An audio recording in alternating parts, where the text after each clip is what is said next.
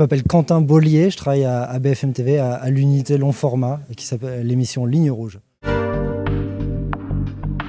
On fait un tour de France qui s'appelle BFM TV et vous, et chaque mois dans une ville différente, des journalistes de la chaîne qui ont réalisé des enquêtes et des documentaires viennent montrer leur travail au public, et tout ça se termine avec un échange entre le public et les journalistes qui ont réalisé les documentaires.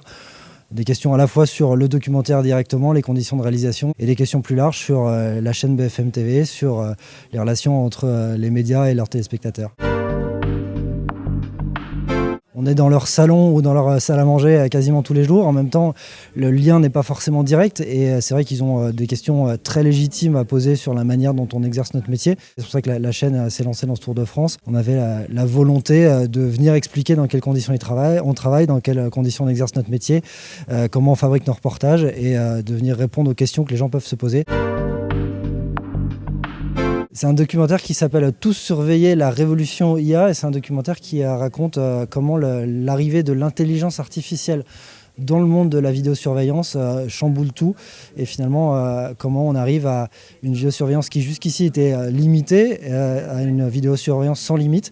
On a la capacité technique aujourd'hui de surveiller tout le monde tout le temps.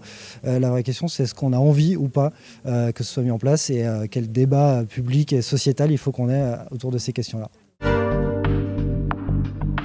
On a choisi ce sujet parce qu'avec les Jeux Olympiques qui vont se tenir dans quelques semaines maintenant en France, pour la première fois, la France finalement légalise le recours à cette vidéosurveillance algorithmique. Donc ça fait partie aussi de notre rôle de journaliste, d'expliquer ce que font les autorités politiques, de ce que fait le gouvernement, de comment la population est finalement surveillée ou pas. Justement, la question, c'est celle qu'on a posée.